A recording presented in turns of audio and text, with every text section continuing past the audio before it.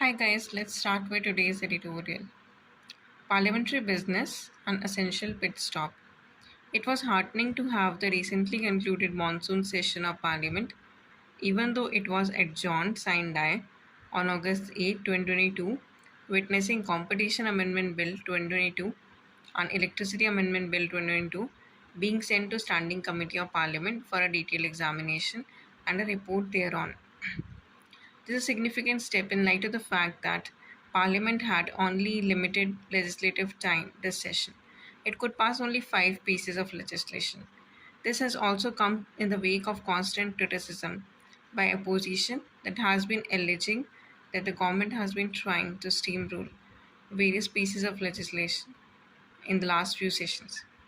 The worry of the government has been that so much time is lost in disruptions in Parliament that the legislative process, as it has become unduly delayed, and therefore referring the bills to standing committees may be counterproductive. Relevant parliamentary data. The functioning of monsoon session of Parliament this year bears testimony to the fact that Lok Sabha's productivity was 47% and Rajya Sabha only 42%.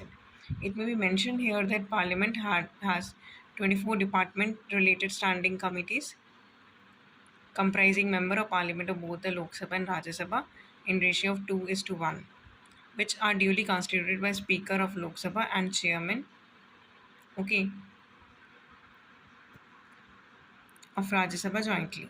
The mandate of these commitment is to examine various legislations, refer to it the budget proposal of different ministries, and also to do policy thinking on the vision, mission, and future direction of the ministries concerned.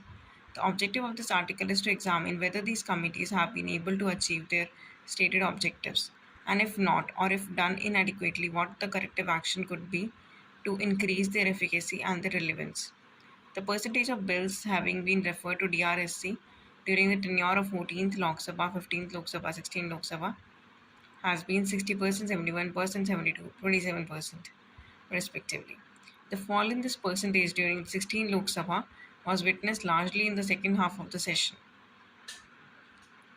Committee versus Parliament. Even though it is not obligatory for government to agree to refer to each bill to DRSC, the experience both nationally and internationally has been that referring a bill to a department related standing committee has been of use to the process of lawmaking. It has been alleged that the bills which are not being referred to the parliamentary committee are not examined properly, especially from the perspective of consumers and stakeholders, and remain just a bureaucratically conceived piece of legislation.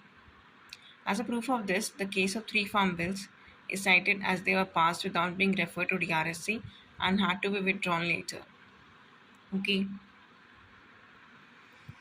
even though there could be many reasons for the withdrawal of three farm bills, some of it is political. It need to be understood that the examination of the bills by parliamentary committee is more to the benefit of government than the opposition.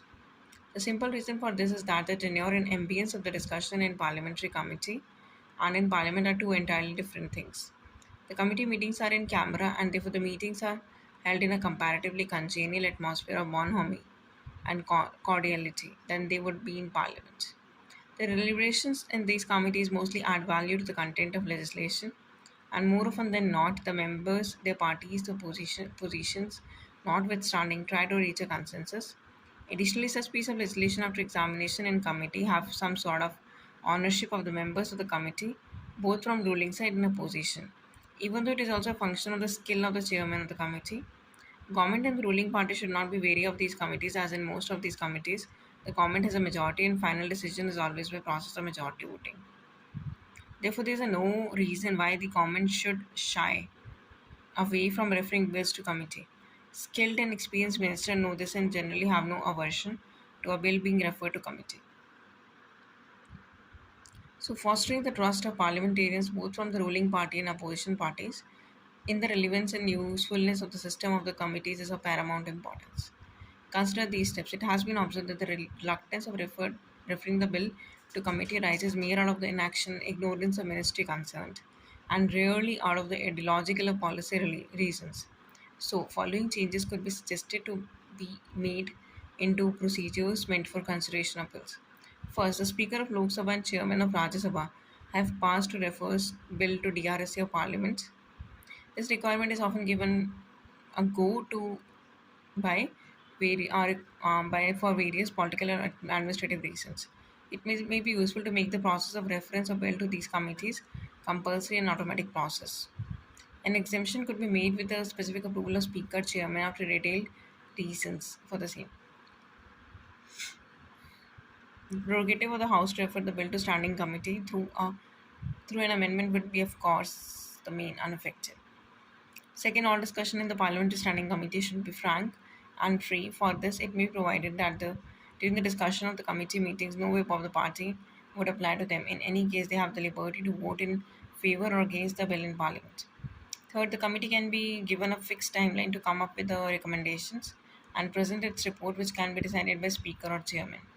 The committee mostly abide by the direction of the Speaker Chairman, but to deal with such as political exigencies, it can be provided that in case the committee fails to give its recommendation within the approved extended time, the bill may be put up before the House concerned directly.